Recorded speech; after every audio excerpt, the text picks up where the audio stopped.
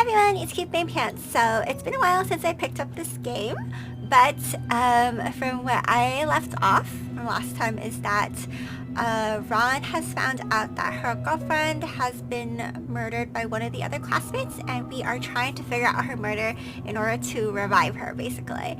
And yeah, so now we're going back into the showers to figure out if there's any other clues. After Ron finished organizing her thoughts, she returned to the old showers.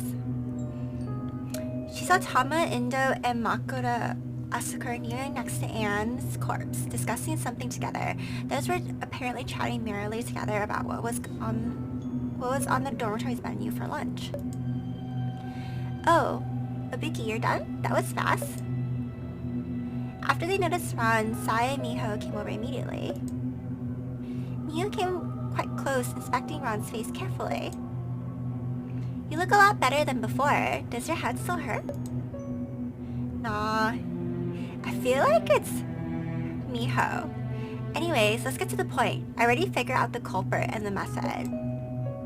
Really? So what we did last time is that we used our notebook to quote-unquote go back in time to see who it was, but we didn't hear the voice who was talking though. I don't think so. Hearing Ron's words, the conversation slowly died as everyone clustered together next to Ron. Wow, already? Isn't that a new record for the shortest time to solve a case from Ron then? Yeah, it does. It does seem that it only took her half an hour since it discovered Sakura's body to find the answer. So, Ibuki-san, who is the culprit? Tama was visibly overflowing with curiosity. I want to hurry up and bring Miss Sakura back to life too, so I'm not going to waste any more time. I don't intend to explain how I just did either. Once I explain the process, everyone will understand it. Enough with the preamble, just hurry up and spit it out. Ron looked at her emotionally provoked Sai. Look at the emotionally provoked Sai and thought about what she's seen in the recall. If I ever mentioned Yuno's little sister right now, she'd probably freak out. Forget it, let's begin. I'm going to begin describing the culprit's complete methodology now. Firstly, either this morning or immediately after you determine the culprit and victim via picking lots. The culprit mentioned to Miss Sakura that she was feeling like she was in the mood to go swimming that morning. Oh, I didn't know you knew how to draw, Ibuki. Even if your drawing kind of suck, I think this is not bad on the side. Look, if you get into the picture, then it's good. It'll be cleaner than me trying to explain everything with just words, at least. What, though? Well, if we're limiting ourselves to just comprehension, then it's fine, I suppose. Continue? Your nurse sure likes to pick fights with me. I think it's because she thinks that you suspect her, right? And you're probably gonna pin it on her. Are my drawings really that bad though? Afterwards, the culprit got up early as planned and headed to the swimming pool. But in actuality, she intentionally avoided the new shower room that Yoro frequently used and headed to the less convenient old shower rooms. And the culprit called Miss Sakura on her phone. She lied to Miss Sakura over the call, telling her that she got her school uniform wet by accident and asked Miss Sakura to bring her spare uniform over. Oh, now that you mention it, I remember Sakura was indeed carrying something when she ran into the old showers. In the recalls, Yorno left the swimming pool earlier due to my presence, allowing her to encounter Miss Sakura and confirm that she was indeed holding something in her hand. But in reality, I didn't follow her, so she and Miss Sakura missed each other. Though according to common sense, if she saw Miss Sakura while she was in the water, she still ought to have greeted her. And as long as the two of them spoke at all, it would have been quite easy for Miss Sakura to expose the identity of the person who called her to the pool, right? Well, in the recall, Yorno and Miss Sakura didn't mention the person's name, even after they spoke face to face. I'm starting to understand why they said that Miss Sakura is always cooperative, so it wouldn't have been surprising for anyone or anybody to ask her for help to bring something to the pool.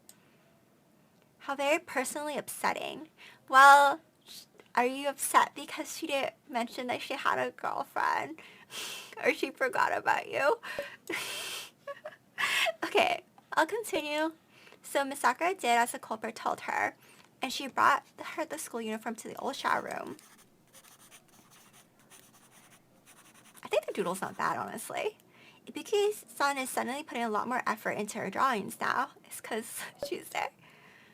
Well, looks like Sakura's the only one she cares about drawing properly, huh? They still suck ass, though. I think Ibuki's son is quite good at drawing. Mostly how quickly she's drawing them, I mean. So in to say my art has no redeeming qualities besides speed, huh? Well, I didn't think it's that bad. It's like her legs are very long, though. If you're talking proportion-wise. Can you all stop interrupting me? Can we all just stop bringing up my art? I'm sorry. Please proceed. Miho, I don't think Ranchan's complaining about you. How very perceptive of you, Toyoma. Anyways, I'm continuing. I noticed that the old showers didn't have any dedicated changing rooms, so the culprit could have used this excuse to have Miss Sakura bring the school uniform. Oh, that's right. If it were the new shower rooms, then Anne could have just placed the clothes in the dressing room and then just left. So the culprit deliberately chose the old side, not to just avoid Sai, but also to lure Anne into the old shower room. Luckily, that Toyoma volunteered that information about the new shower room just now. I did only learn the only difference between the new and old shower rooms in the recall after all. In their eyes, I shouldn't know these things. But no, even if it were on the old site, Anne could have just put the clothes on the grounds before leaving, right? Hey, Anne wouldn't have done that. Correct. Miss Sakura would never just leave a classmate's clothes on the floor so casually. She would definitely have brought them inside, so she could have had the culprit tell her where they should be placed. That makes sense. Anne's a really goody two-shoes after all. That's right. Miss Sakura really is kind, not to me, but even to... Well, I can't let myself get distracted. The situation's not over yet. The culprit, meanwhile, had been waiting in the old showers for Miss Sakura. Damn, now it's like a bathroom sign. Miss Sakura entered entirely aware of... Well, maybe not. If she's the way that all of you described her, maybe she was fully aware that the culprit planned to kill her. But she still entered those showers without any hesitation. After the two of them came face to face, Miss Sakura saw the other party held a weapon. And then...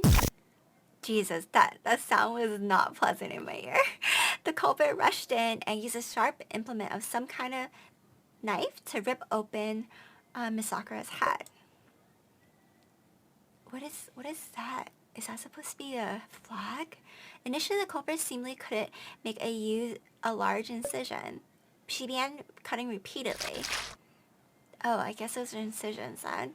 Blood gushed forth from Miss Sakura's neck, but the culprit didn't let up on her assault.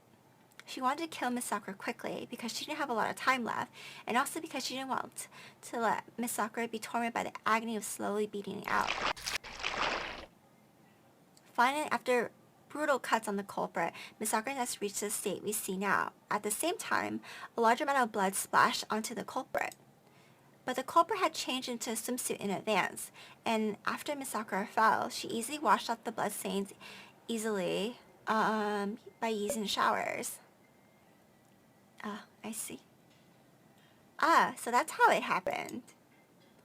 Then, just like with any other premeditated crime, the next thing the culprit had to do was dispose of the evidence. Well, duh. Of course she did. You're only saying duh because I specifically pointed it out just now. If I hadn't, most of you would have probably assumed that you needed to start searching for the clues directly at the scene of the crime. It would have been a huge waste of time to search aimlessly like that. The correct approach for this case is to start with the fact that the murder needed to eliminate the evidence, and to reason carefully from there. Sure? I understand what you mean, Ibuki-san. To sum it all up, by focusing on the pieces of evidence the culprit would have need to dispose of, we can determine how the killer disposed of it, and thus deduce the killer's movements afterwards, and find more useful clues that way. Ibuki-san, you wouldn't have happened to be a police officer, would you? I wouldn't, no. You're quite an interesting person, then. So, based on what you described, what kind of evidence would the culprit need to discard after this? Firstly, the bloodstains on the culprits were already washed off in the shower. After that, there were two physical evidence that most needed to be eliminated. One of them was the weapon that was used to harm Miss Sakura, the knife, and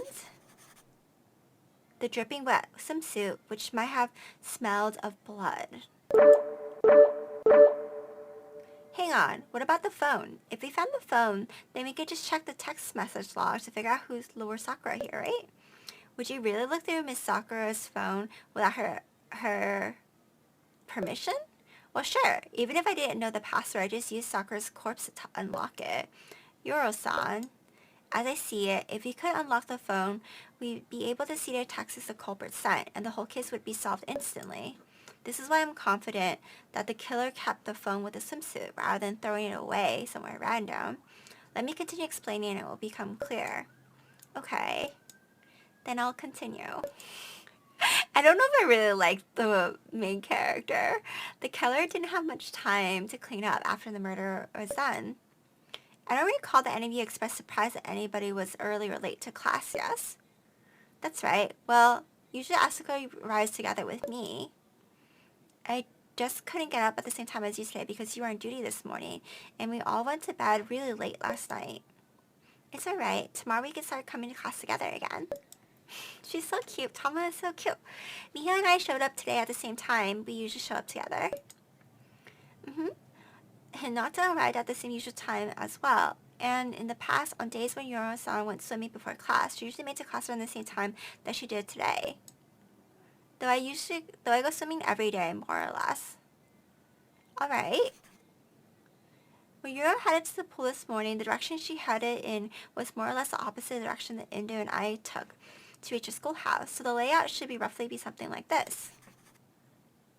Okay, I was like, what is that? Okay, this is swimming pool. Here's the swimming pool. The culprit sent out here after killing Miss Sakura. Here's the dormitory. After the culprit left the swimming pool, they headed towards the dormitory. Of course, she didn't make a trip back to dorm just to cause trouble for herself, and it's not like the pool and the dormitory are actually perfectly straight line with each other. But the direction she walked in and the distance she traveled ought to have been comparable to a trip to a dormitory, or even further than that. And finally, the culprit arrived at the schoolhouse and met us. The culprit had to make sure that despite having traveled from the pool to the classroom, a journey much longer than their usual, that they could still arrive at the classroom at their usual time. So she couldn't have had the opportunity to slowly dispose of the piece of evidence.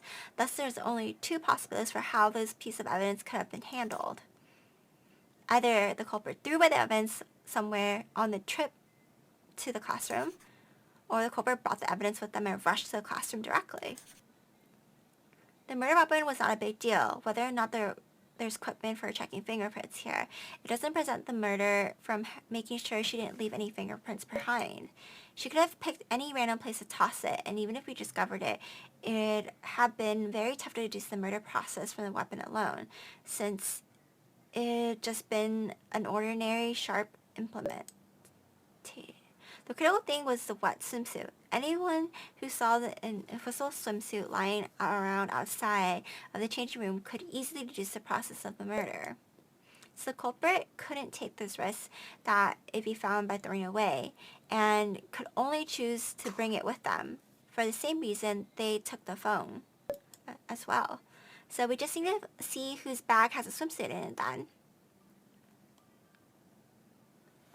Yeah.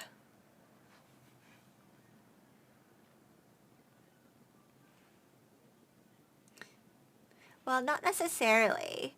If the culprit didn't throw his swimsuit away habitually, but rather prepared a hiding spot in advance, she could have hidden it as soon as she passed by. Then she wouldn't need to carry it on her, right? Such as here or here. The possibility does indeed exist, but the conditions for it are very strict. First, the culprit has to be confident the hiding spot could actually hide something effectively, and that it wouldn't require them to spend too much time covering it back up, and the hiding spot had to be located near the route that the culprit took to reach the classroom, or else it would eat further into her remaining time. Not only do all these conditions have to be satisfied at once, but the culprit would also had to make those papers in advance without being noticed by anyone. It's safe to say that possibility is basically non-existent. Would it be though? I feel like preparing a place isn't that hard. But if you're insistent that the culprit is way smarter than me, then you could say she came up with something sure. This girl. In this case, we'll just have to go and do a thorough search of all the locations on the trail. That's how actual police investigations would do it as well.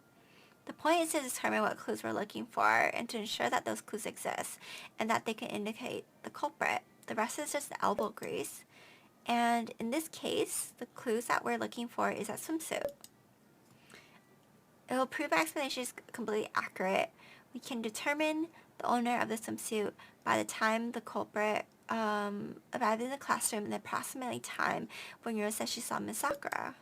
Oh, I see. Well, before we go look over the place, we might as well search everyone's bag for the swimsuit first. That's how you think the culprit probably chose to hide it, right? Yes, that's more or less. Not so fast. So I spoke suddenly.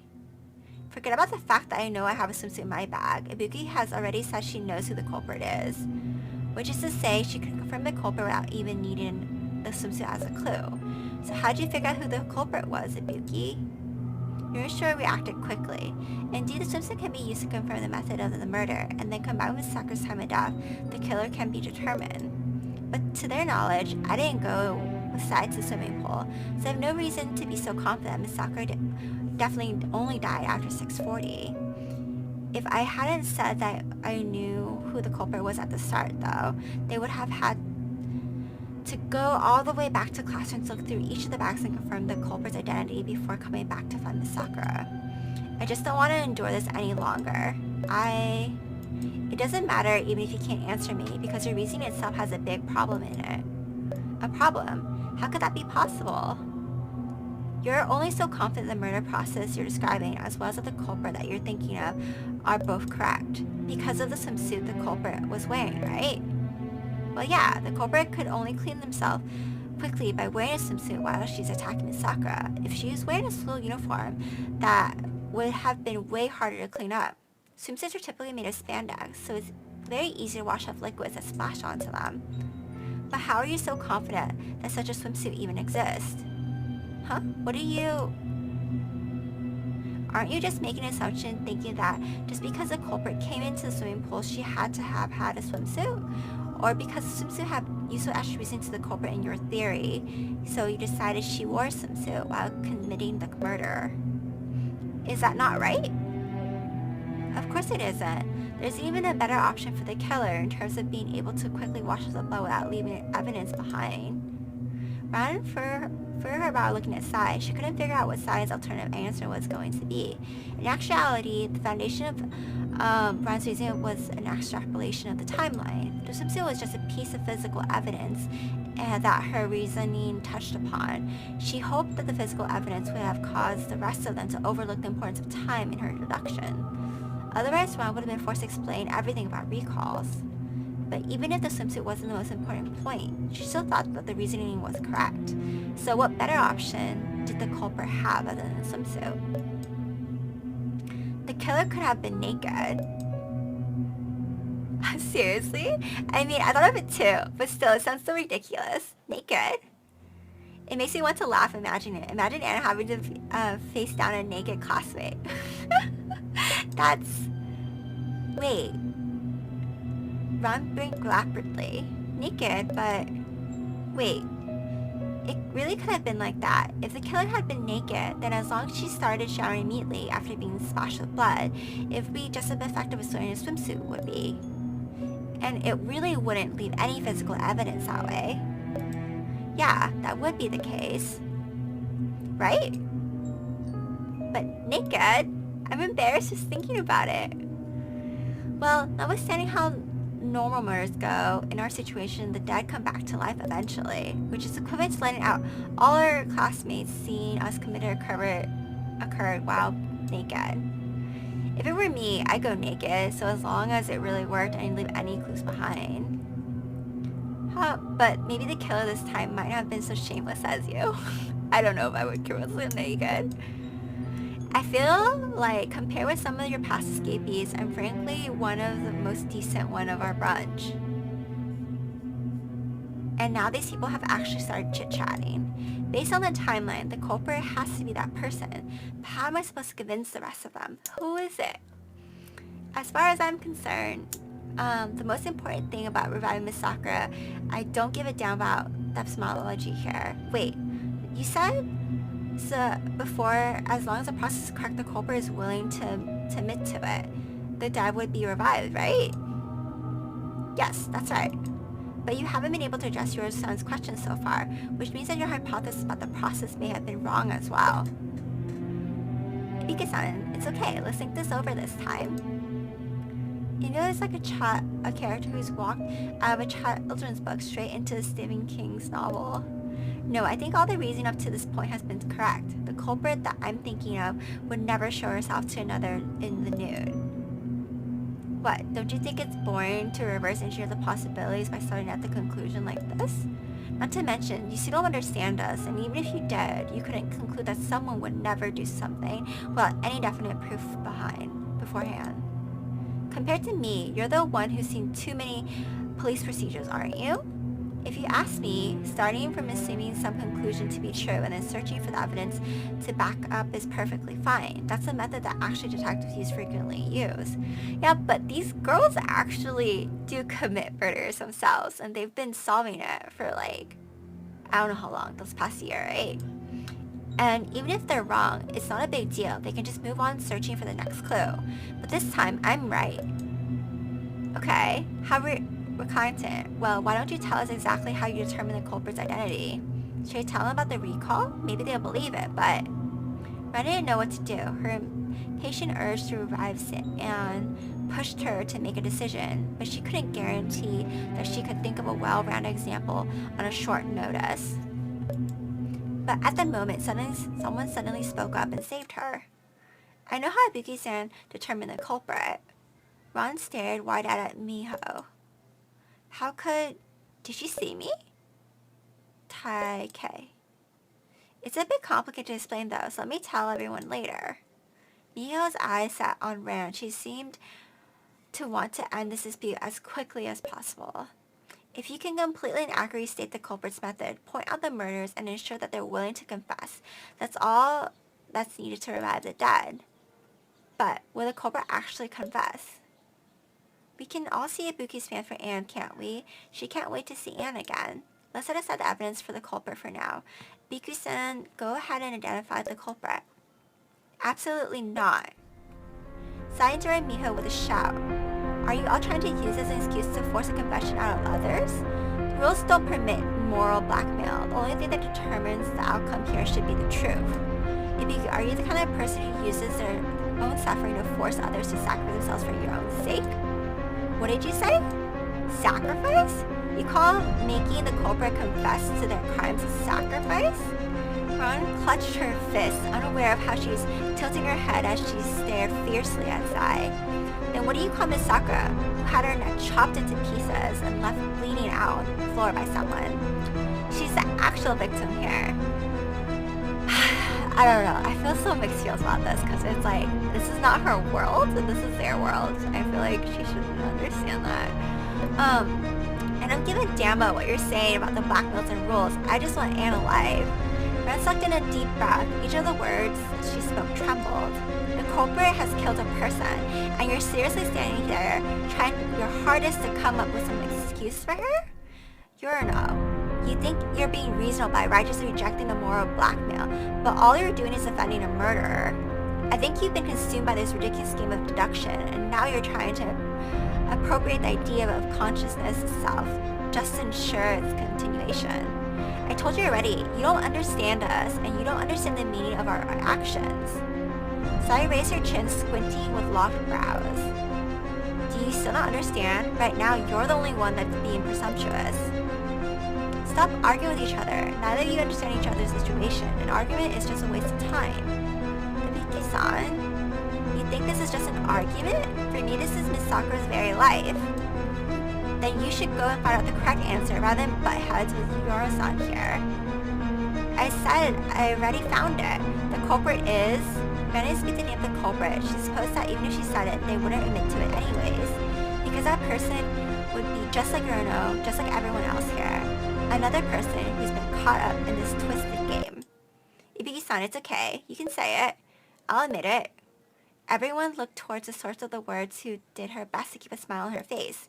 Perhaps she was worried that Ron would feel guilty if she let any uncomfortable expression show. You'll confess? Really? Class president? Oh yeah, it is her. Ron slowly walked to Kozumi's side. Kozumi blinked her eyes and lowered her head. Before long, she raised her head again, revealing a bitter smile. And to think this time I was trying to sucker in quickly and catch everyone by surprise. I can't believe how easy it was for Ibuki to expose me. That's right, I was the culprit behind Sakura-san's murder. And the process of the murder went exactly like she said, the swimsuit and the photo in my bag, exactly as Ibuki-san explained. You... Ron clenched her fist and just barely kept from charging because of shoving her into the wall. How can you be so capable of smiling? Kozumi quickly packed away her smile and looked at Ron anxiously. Sorry, I shouldn't blame her. The class bearer wasn't motivated by malice. Well, she probably wasn't motivated by malice. Thank you, class president. I'm done talking now, Miss Sakura. Ron looked down at Ann Sakura's corpse. Though the corpse hasn't changed in obvious ways, the Ann Sakura's starting to heal, starting from the inside out. The blood stains in her clothing disappeared like time was reversing, and the blood on her floor rapidly redacted and vanished. Ron was certain that the blood was just being sucked back into Anne's neck. The bone was first to reglow at the decision point. Following that, like a tower ascending spirally upwards, the muscles, nerves, and blood vessels each quickly regenerated. Finally, newly grown skin spread over the wound, ultimately merging in the very center of the neck and erasing the wound completely. The whole process took less than a minute. The wound, it really did completely. Miss Sakura. I wonder how the reunion's gonna be. Ron immediately fell to the floor, reaching out to pull Miss Sakura into her lap. Anne's skin gradually regained its color, and her chest began to lightly rise and fall. The air around them filled her lungs once again. Miss Sakura, Miss Sakura. Ann Sakura slowly opened her eyes. As she took her first breath, she convulsed into a cough, hacking up the last bits of clotted blood left in her throat. She really did come back to life. Tears fell from Ron's eyes as she opened her arms wide and hugged Ann Sakura tightly. Her smell, her warmth, even the soft parts of her body, all of them were exactly as she remembered. Her lover, whom she sought for 4 years, had in this moment finally returned to Ryan's lap. Helplessness, anxiety, pain, loneliness, astonishment, sorrow, and joy mixed together in Ron's brain. Contrary to her passionate actions, though her facilities of thought were already beginning to remind her that she needed to carefully consider both causes and consequences of these events. But right then, Ron just wanted to put all her attention to Anne, so she hugged her tighter and tighter. Miss Sakura, I've missed you. I finally found you. Arm blinked a bit, seemingly unclear on what happened. Noticing this, Ron let go, looking up and down at her beloved, whom she hasn't seen for so long. Miss Sakura, why aren't you talking? Is something still making you feel uncomfortable? No, I feel quite well. Anne's voice is quite calm, lying in Ron's lap. She turned her head towards Kozumi. You got caught then, Hinata? And before the first session of class too. Anne nodded, then slowly turned towards Ron. You're the one who caught Hinata? Ron wiped her face a few times, frowning, and continued hugging tightly onto Ann's shoulder. Miss Sakura, what happened to you? Why are you so calm? These past few years, for the sake of fighting, I traveled all over the world and experienced all sorts of terrifying things before finally finding you. Here. And it's not that I'm complaining, but don't you have anything to say to me? It's been years since you've seen me as well, hasn't it? Did you miss me? No. Anne turned her head slightly and looked at Ron's face. She had the expression of someone who was screening a piece of artwork, and it unsettled Ron. Though Ron still had thought that Anne's eyes, which reflected Ron's own face in them, were so beautiful. But then after Ron blinked, something changed her expression, and Ron saw in her eyes a sentiment which Ron thought could have never appeared between the two of them. Unfamiliarity. Who are you?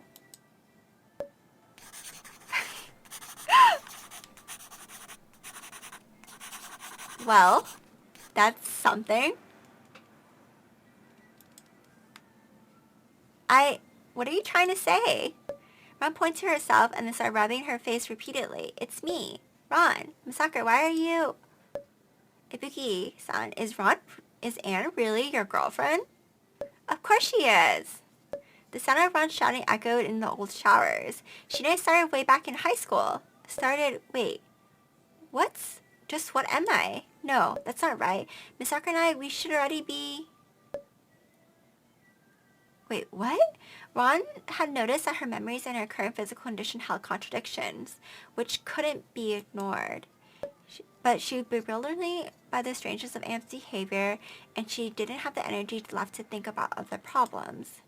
Girlfriend? Anne spoke a question. Have I met you before? Jesus. Ron's eye went wide, her pupils dilating in and out at an uncanny frequency. She almost wanted to faint, even as her arms shook Anne's body back and forth. Don't be like this, Miss Sakura. Why would you say something like that to me? You know how scared I'd be if you acted like this. You can't do this to... Ron released Anne and pulled at her own hair. I am begging you, if you're just teasing me, stop. Please just tell me you're lying to me. You couldn't possibly have forgotten. Don't keep... I'm sorry, I really don't remember you. Ron clutched at her own face in her hands. Under the pressure of her fingernails, several wounds appeared in her skin, but that didn't deter him from continuing to apply force. She struggled desperately to think of a way to call up Anne's memories again, or rather trying to figure out how to get Anne to stop this terrible joke. Anne lifted her head and looked at Anne with pleading eyes. Miss Sakura, Right, remember the time we went to the beach in the summer our first year in high school? We sat together on the beach and watched the moon with each other. You remember that, right? At the time you said... I'm sorry, I really don't remember. Wait, so they said 4 years in high school. 4 years ago when they were in high school, but they're currently in high school right now. So... what? Then what about the first time I visited your house? You held me in your lap and then we talked about... I don't know of this. How could... There's more. You couldn't have apostrophed in time I almost gouged my eyes out, so you tied me to a chair and took care of me for several days until I went back to normal, right? I don't remember anything like that. Oh god. She gouged her eyes out.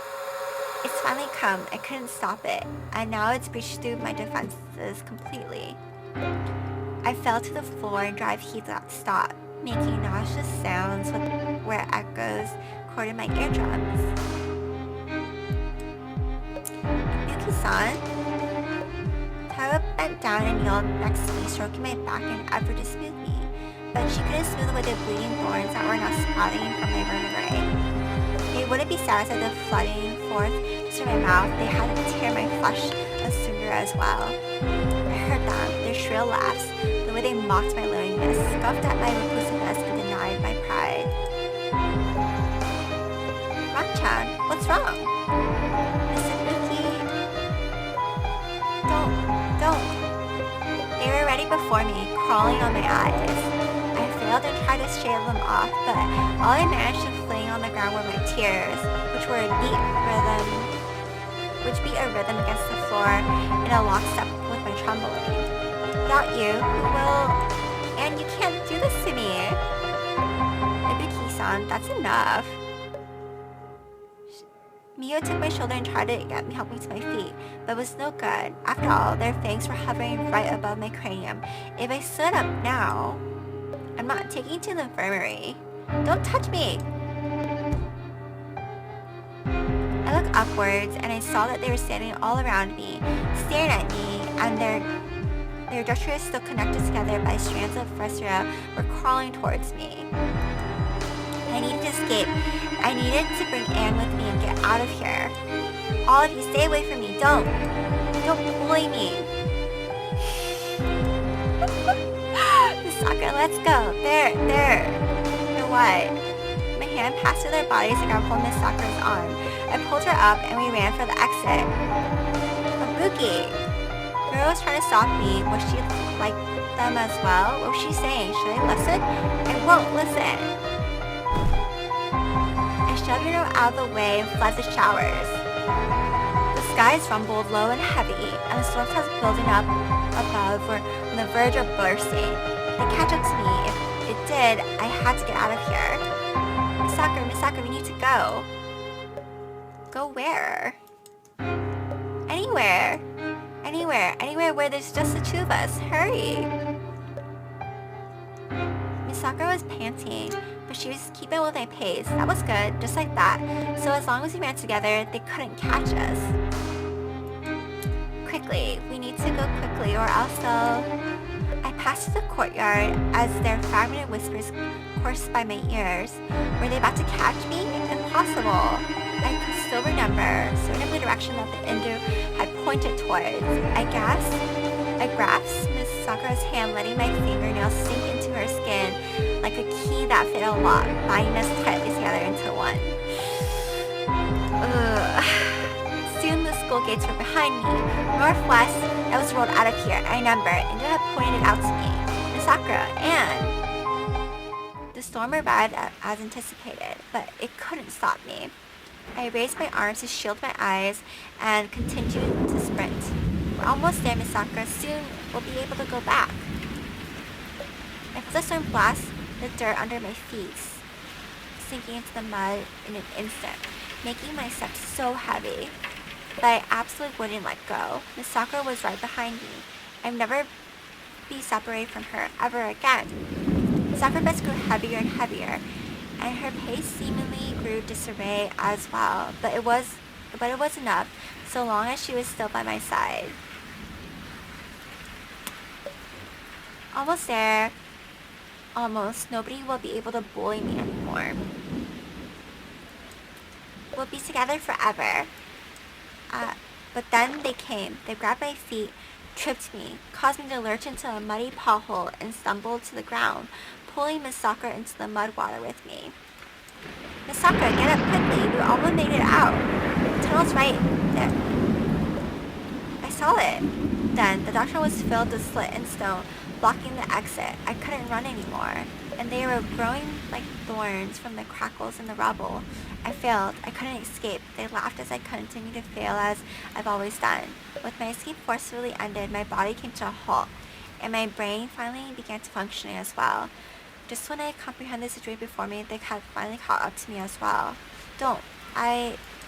Miss Sakura, why would you forget about me? I began bawling. There was nothing left to keep my distress self going. They would dominate my sanity internally. Then, and I run. Miss Sakura's voice through the torn rain was starting clear that I turned around sharply. Joy, shock, confusion, and tears mixed together, pouring from my eyes. Miss Sakura, you remembered me? Miss Sakura shook her head with a calm smile on her face. I don't remember you. Her last words left me trembling as I hyperventilated, my mouth reflexively open and shut on its own, freely allowing me to pierce holes into my lips. Rainwater spilled into my throat and down my windpipe, causing me an unbearable pain. But you say that I'm your beloved, so that means you love me and that my body loves you as well. You're in pain because I don't remember you. Misaka reached out and brushed away my tears. Even if you must bear the pain of having been forgotten by your beloved, are you capable of loving me as you did before? My mind rolled as the wind pool as I tried to comprehend the word Miss Sakura was saying, because in my understanding, the words she was spoken were completely illogical nonsense. But that same word pool washed it all away. That's right, she had to be Ann Sakura. Only her voice and her expression had the power to drive them out of my mind, while having to swallow a page from the notebook. It had to be her. She was my beloved.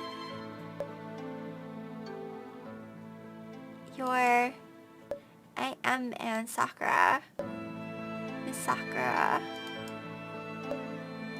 As Anne held Ron's face, her hand wiped with a twisted hallucination that bombarded Ron without stop, and Ron wailed out loud. Miss Sakura, I miss you so much. I missed you. Don't leave me ever again. Miss Sakura. Crying, Ron grabs Anne's hand and pressed it closely to her face. She shook her head, her inner turmoil almost piercing right through her own chest. You are Miss Sakura. I can tell that even though your personality and the way you act are completely different from before. Why? I don't know. Anne shook her head, her smile changing. They call me by Ann Sakura, but I don't remember anything about myself. Could I be a soul that somehow made its way into the wrong body? I've never even known the purpose for my existence. Do you have the right to exist as myself, or rather than the identity of Ann Sakura? Did Ann Sakura have things she wanted to do? Should I be trying to complete those things for her? But I've never understood Ann Sakura. I've never known what she wanted, and nobody has ever been able to tell me. Ran, can you tell me more about Ann Sakura? Anne used her thumb to wipe away my tears from the corner of Ron's eyes, though soon the rainwater covered it back up again. Can you tell me what I should do with my existence in this world?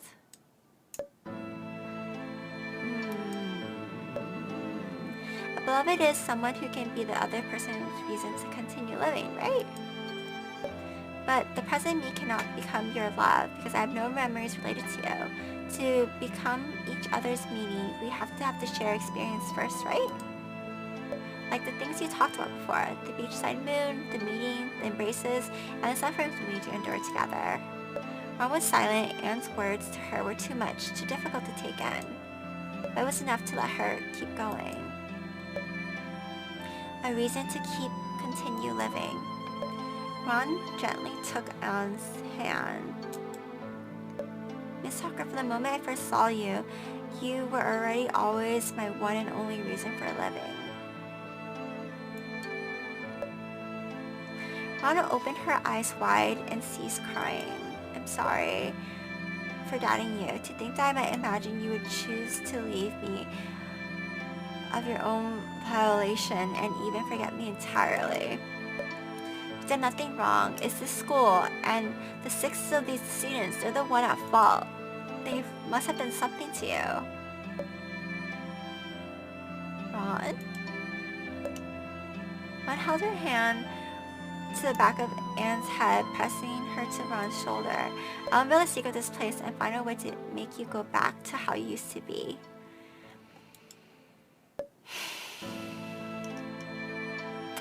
Just leave it to me, all to me. As long as you're here, there's nothing I can't do. Ron stood up, still holding Anne's hand.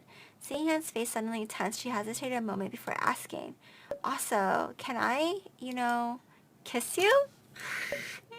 Kiss me? Yes, because I've been looking forward for you for a long time. I miss you, so I'm having trouble holding myself back. Bro. Don't. We're not lovers yet. Of course, right? Since Miss Sakura doesn't remember me and it's not the time and place. So let's just go back to school then. I'm sorry I got you drenched. It's alright.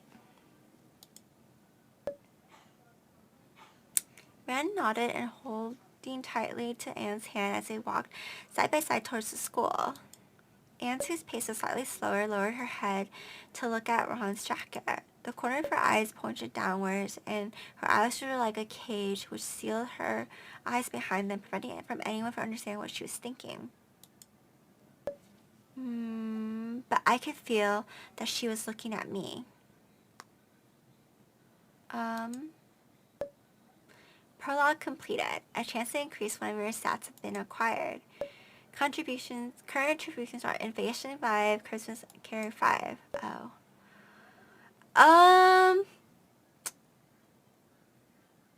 Let's go with charisma.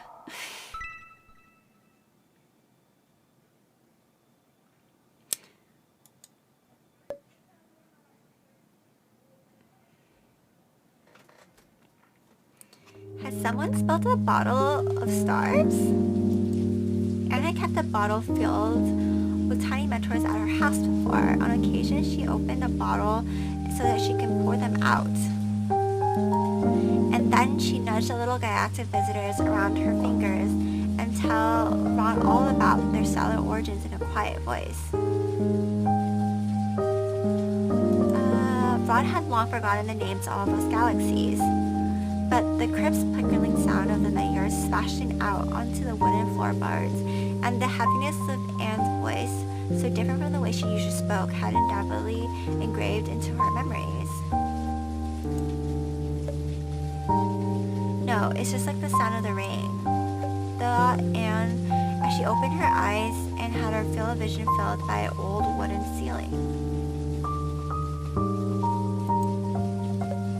She pushed herself up, only for the outlines of everything around her to start shaking, making it for her impossible to distinguish the desk, walls, and floors from each other. Rana felt like she had a terrible headache, and her strength momentarily failed as she tumbled off the bed. But a hand appeared to support her by the shoulder. Ron turned to see someone else next to herself. "Are you okay? Head still feeling dizzy?" Blinking, Miho reached out to touch Ron's neck. After lingering there for a moment, she moved her hand upwards to her face. With 4 fingers, she cupped Ron's cheek while she unoccupied thumb down one of Ron's lower eyelids. Leaning close, Miho inspected Ron's pupils, and after confirming that there were no abnormalities, laid her hand on Ron's forehead. You should be fine now. You gave us all a big scare when Anne carried you back, you know. Carried me? Yeah, you skipped breakfast, didn't you? Miho pulled her chair up a bit towards Ron's sickbed. You were already in a hypoglycemic state, and then you let yourself get drenched in the rain out there. We got you to the infirmary as soon as we could. Ron looked down to see some bandage tied around her arm. I put you on a glucose drip. Feeling better? I don't know.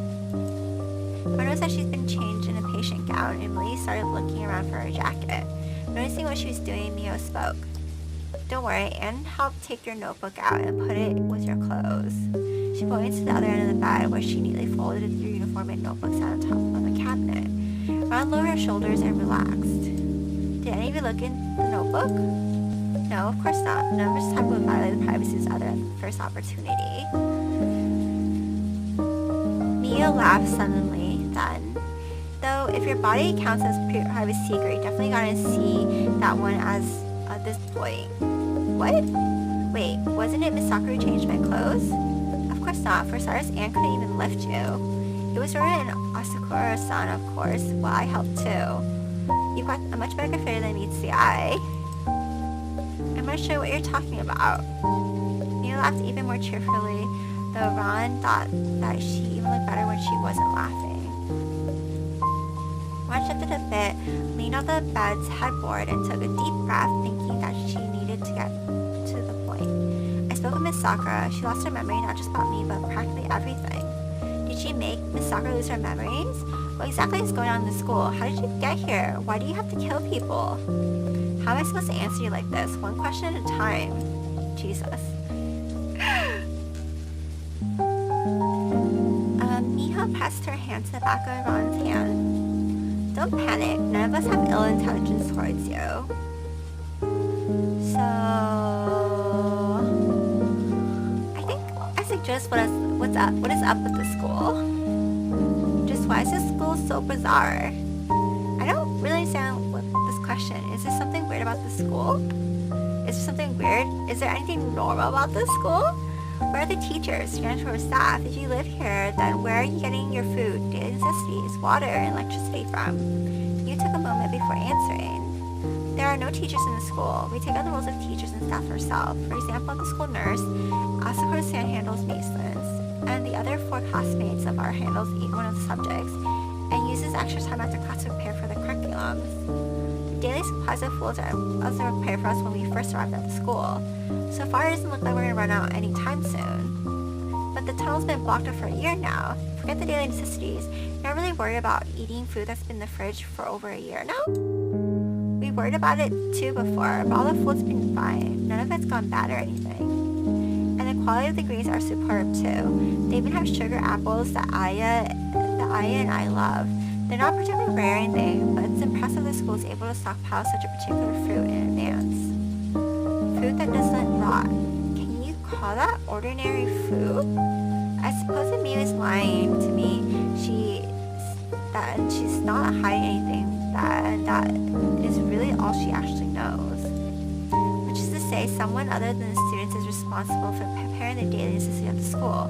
Normally this would be quite natural, but in a place like this, it's much more peculiar. For instance, how do the people handle these logistics get in? How do they resupply without getting any of the students noticing? And why do they bother to conceal themselves? Maybe there's something like astromortins somehow be able to appear and disappear undetected in the school to replace used supplies. But if that's the case, then the school is essentially atypical. Just what was it that caused this place to become the focus of so many supernatural abnormalities? Including even myself, I suppose, as someone who's been forced to focus on this place as well due to Miss Sakura's presence here. Ron was immersed in her own thoughts and Miho didn't interrupt her. What I need to focus on right now is Miss Sakura's amnesia problem. If the weirdness of the school has something to do with Miss Sakura's missing problem, then it's not my problem. They can do as they please. Ron surfaced from the lake of contemplation and prepared to ask the next question. I think I'm more curious of why they have to kill people. So why do you have to kill people? So why do you have to commit murders? Is there a point to it? Oops. Damn it. About that, I feel like you're not gonna like the answer to that one. What's that supposed to mean? Because there's not really a reason, really. We weren't used to the first, but now we just accepted it. It's just like how when you're in gym class, when there's a basketball, you play basketball, and when there's a track, you run laps. You can't compare this to gym class. At least physical exercise helps support student fitness. In that case, would you feel better if I just justify the murders or access to support the students' ability to engage in deductive reasoning? But they can indeed say that they haven't hurt anyone, because the victims all ultimately reawaken unscathed anyways. And they've already used to it. They don't seem to experience any psychological stress from it anymore. Ignoring their questionable choice to redefine their moral compass, it seems that there's not actually anything wrong with mutual consent murder like these, where the dead will revive anyways. So I really do just have to accept that this is another class that they're taking. Ren raised her head and sighed lightly. To the hell with that, though. Why did Miss Sakura lose her memory? Why is Miss Sakura missing her memories? What did you all do to her? We don't know either. The first day she showed her school, Ann said she didn't remember anything. Mia lowered her head as she spoke. We were actually all worried about her at first, but Ann told us not to worry about her. She said that she didn't need to be concerned for her, and we didn't need to help her with anything. Just getting along was good enough. How understanding and kind Ann was, and how concerned she was for others. Ron already knew all of that perfectly well. That wasn't the answer she wanted to hear. She had wanted to hear Mia admit that yes, the students were the culprits and that they've done this in order to torment Ron and Ann. So what you're saying, only Miss Sakura's missing memories and the rest of you are perfectly ordinary? It's the truth. We only learned her name was Ann Sakura after we saw her name in the class register. So it's unrelated to you? The rest of you didn't cause it? But of course not. How would we even... What a coincidence that would be. So you're saying the 7 you met in this specific location started committing entirely pointless murders, and at the end of it, Miss Sakura missing her memories? I'm telling you, Ibuki-san, it's the truth. Even if you keep pressing me, I can give you a different answer. Anna's a good person. If you could help her, none of us refuse her, and there's no way that any of us could have done anything to her. Pulled her bed sheets up further. She turned her face away, unwilling to look at Miho in the eye. I can't tell if she's lying or not, but it's clear that I can't get any more clues out of her at this point. In any case, I should speak with Miss Sakura again. Can't go wrong and familiarize myself with her situation more.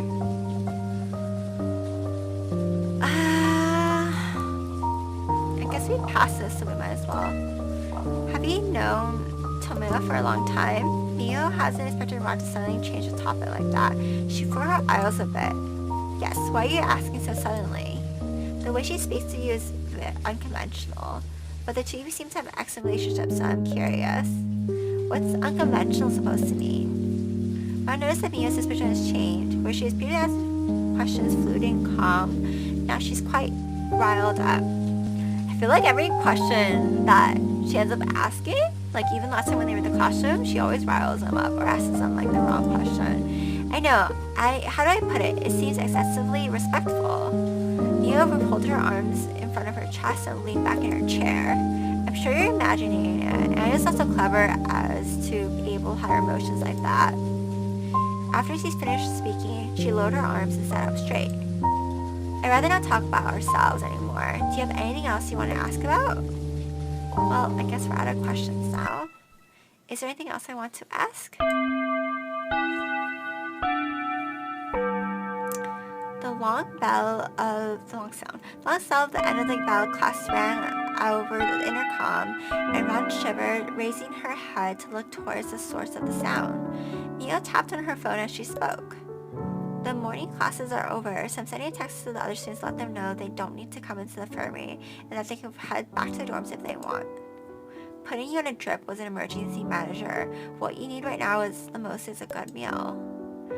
Mio stood up, stretched out a hand out to Ron. Can you stand?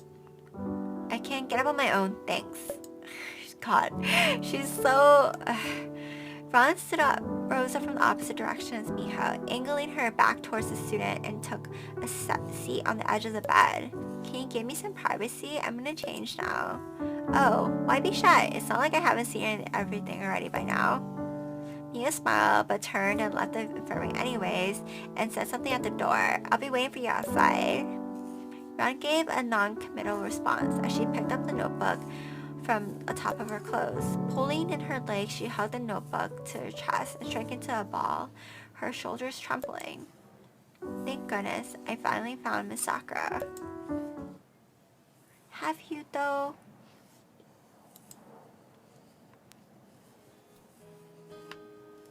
Okay, well, I'm gonna end the video here.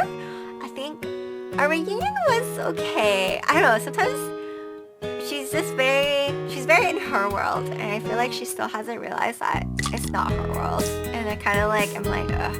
I feel like they're trying to work with her, but she's just kind of like so dismissive about it. And yes, her lover, and it's sad that Anne doesn't remember her, but I think it's also like, Anne's also like, because she's so nice, she's like, yeah, well, it's because we were lovers before. You can still be my beloved now. You can just basically like fall in love with each other again. But it's like, are you just saying that? Because she doesn't remember anything. So, I don't know how I feel about it. I'm not like a super big fan of the relationship at the moment. But maybe it'll grow on me. We'll see. But, okay. Well, I'll let you guys go and see you guys in the next one. Bye.